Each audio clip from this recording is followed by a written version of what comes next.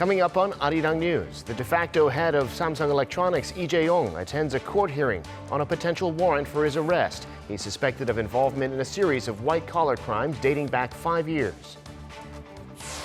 South Korea reports 38 new cases of COVID-19. Today, all of South Korea's grade school students can officially go back to class, but around 2.5% of schools are still closed because of local cluster infections.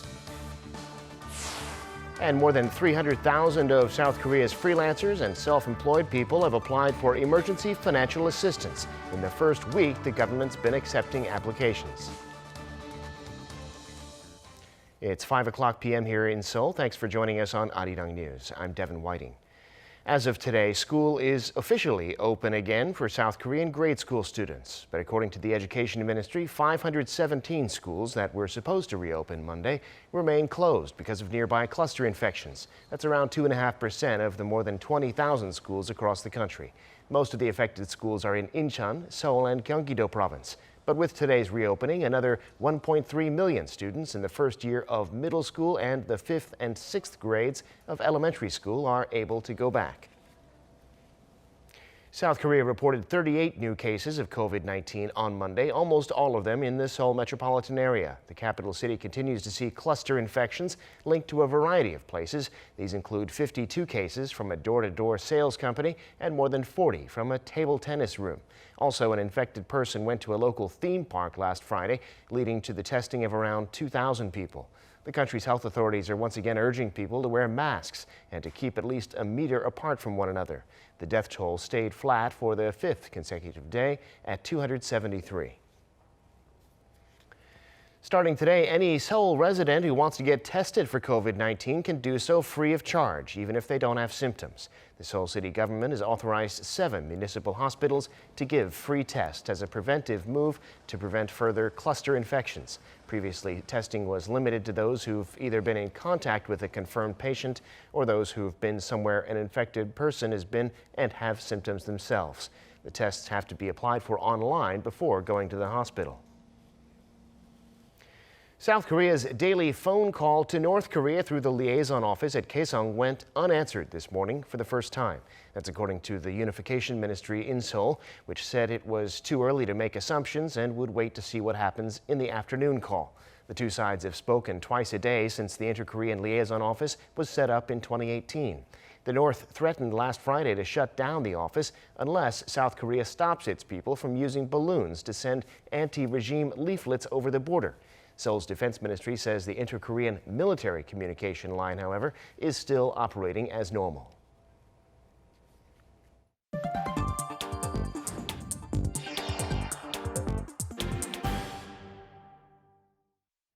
The top executive at Samsung Electronics, Lee Jae-yong, was in court this afternoon for a hearing to decide whether he'll be arrested for his alleged involvement in a series of high-level white-collar crimes dating back 5 years.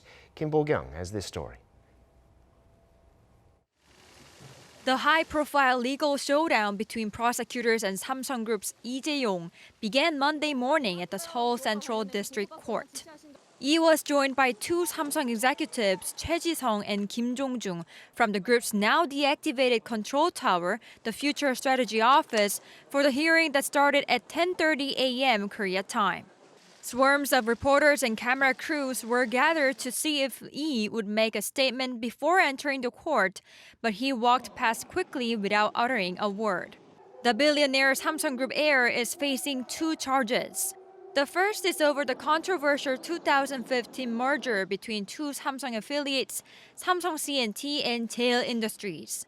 Lee is accused of intentionally manipulating their stock prices, lowering the value of Samsung C&T's shares, and inflating those of Jaeyong Industries to ensure the merger went through without a hitch. He's also accused of inflating the value of pharmaceutical company Samsung Biologics by committing accounting fraud. Both of the alleged moves are seen by prosecutors as his bid to further cement his power over the group and facilitate a clean succession from his ailing father, Lee Gun-hee. Samsung Group is in shock as the prosecution's move came right after Lee requested an external committee to decide whether such an investigation was even required. Samsung issued a statement on Sunday rebutting some of the points put forward by prosecutors, and asked the court to pave the way for the company, which is South Korea's biggest, to normalize its management structure amid these unprecedented times with COVID-19 outbreak and the trade war between China and the U.S. The court's decision could be out as early as Monday night or early Tuesday morning.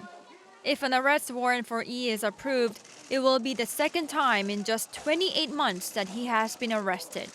Lee spent around a year in detention for a previous corruption case, but that was suspended in February 2018. Kim Bo-kyung, Arirang News. Time now for an in-depth look at the market news this afternoon, and for that I'm joined on the line by Dr. Yang Jun-seok, professor of economics at the Catholic University of Korea. Professor Yang, thank you for making time today. Happy to be here. Well, last Friday, with a sharp decline in unemployment, stocks in New York shot up by more than 3% on the Dow, 2% on the S&P and the NASDAQ. What's the story in the global markets? Okay, well, that is actually the biggest story in the market due to the surprisingly good U.S. May unemployment report. Now, it's surprising to think that 13.3% unemployment rate, or 16.3% if some errors are corrected, is good news, but people were really expecting more than 20% unemployment, and they actually overlooked the 2.5 million jobs created in the restaurant and retail sectors as the U.S. economy went out of the lockdown and shutdown. So it does show that the U.S. labor market flexibility has an upside as well as the downside, and the Asian stocks today, it started off very well, partially because of the U.S. market doing so well on Friday. But while Nikkei continued to do well throughout the day, Shanghai and Hong Kong index, well, they ended positive for the day, but they started very high at the beginning of the day. Then they fell more or less throughout the day. So the Chinese statistics came out this weekend saying that the Chinese export figures were not as well as expected, so that probably was the reason why the Chinese market didn't do very well. The European stock market, they're not open yet. They did very well last week, but they're expected to fall today because the German industrial production data was disappointing. That came out during the weekend. Both KOSPI and KOSDAQ did very well last week. It did also, it ended positive today, but KOSPI, like the Chinese stocks, started out very well, then lost momentum throughout the day. And KOSDAQ, it opened relatively high, fell into negative territory during the middle of the day, then recovered. The explanation why Korean market did not do as well as expected was that the people are not convinced that the U.S. recovery is strong enough, and they're waiting for the U.S. Fed FOMC meeting later this week. Now, another story here, we see Korea's structural fiscal balance is in the black, but the surplus is lower than it was last year. In fact, it's shrunk by the most in the OECD, second only to Greece. Now, this indicator shows the sustainability of the government's finances. Tell us a little bit more about that indicator and what, if anything, needs to be done about it.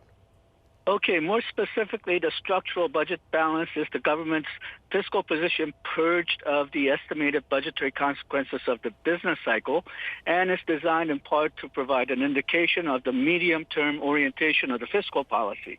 In other words, the structural or underlying fiscal balance is the difference between government revenues and expenditures corrected by the effects that could be attributed to more or less temporary economic cycle and one-off events. So it shows the fundamentals of the government budget. Now, the Korean structural balance is usually a surplus. It fell to a 0.57% deficit in 2007 when Korean budget expenditure went up because of the global financial crisis, but the preceding administrations managed to raise the balance back up to 3.37% surplus in 2018. But the Moon administration, because they were engaged in a lot of additional spending to combat high employment, the surplus is started to fall, and now it's 0.86% in surplus, which is still better than most advanced countries. U.S. structural deficit is 6.54%. Japan's structural deficit is 3.44%. Germany has a 0.36% surplus. So Germany has a surplus, but it's still lower than Korean structural surplus of 0.86%. Now, the worrying thing, as you just mentioned, is that while Korea is more or less better off than other advanced countries, the budget is falling into deficit very quickly. As you mentioned, we're second behind Greece, and we are worried because, well, Korean demographics said that the structural surplus is bound to fall and head into a deficit as there's more older people, so there's less taxpayers and more expenditure needed to support these retirees. And in addition, there was increased spending to combat unemployment and the increased spending that we're having to combat coronavirus.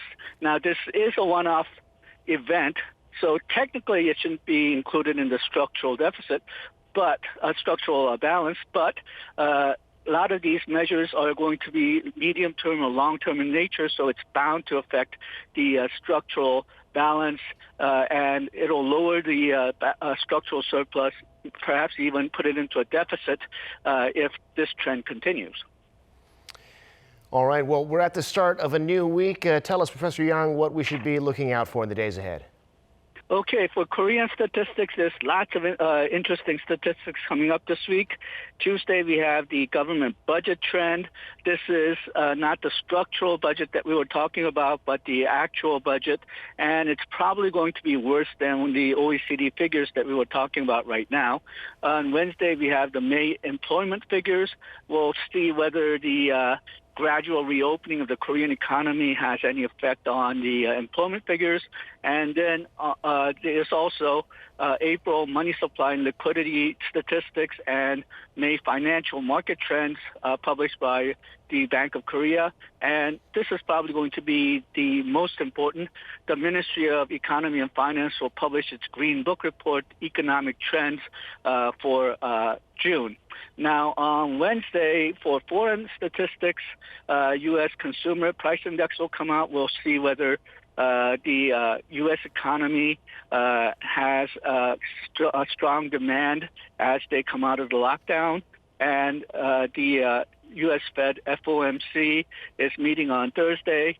And this is another interesting global statistic. On Friday, the U.S. will announce Consumer Sentiment Index.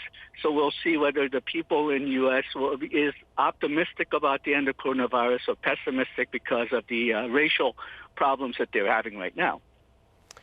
All right, Professor Yang, we'll be watching all of that. Thanks so much for sharing your insights today. Thank you. Now, South Korea's labor ministry says that in the first week of applications as of Sunday, more than 328,000 people have applied for the government's latest round of emergency support payments for workers. This round is for freelancers, the self-employed, and others like golf caddies and gym trainers whose incomes have been affected by the pandemic. They'll each get around $1,200 divided into two payments. The labor ministry will continue to accept applications online until this Friday, with offline applications to start next month. Now, some companies in South Korea are going a step further to make sure their employees don't have to risk exposure to COVID-19 by commuting. That includes the now familiar work-from-home model, but some have even set up new so-called smart offices closer to where their employees live. Kim Sung-min reports. An SK Telecom employee uses a large screen to choose where to sit. This office in Jeju-do in central Seoul is not only smart, but also convenient, as workers who live nearby can choose to come to this office. SK Telecom has its head office in Ulji로, but has been running these kinds of mini offices in 4 places, including Seodaemun-gu and Jongno-gu districts, and it is expanding the concept with offices in 6 other locations. Now, employees who live further away can instead commute to offices in the Gangnam-gu, Songpa-gu, and Gangseok-gu districts of Seoul, or in Ilsan in the city of Goyang. The company aims to shorten its workers' commuting time to within 20 minutes and reduce unnecessary contact with others. These offices not only shorten commuting time but also enable workers to select their seats and communicate with employees from other teams. Efforts to improve the working environment are not limited to SK Telecom, but are a growing trend amid the COVID-19 outbreak. Employees in Naver work from home 3 days per week, and workers at Kakao commute to the office only once a week. Lotte Group, the first South Korean conglomerate to adopt the work-from-home model on regular basis, plans to expand the model, now making around 3,000 of its Lotte shopping employees choose 1 day a week to work from home. The development of communication technology along with the coronavirus pandemic could change the work environment for people all around the world. Kim Sung-min, Arirang News.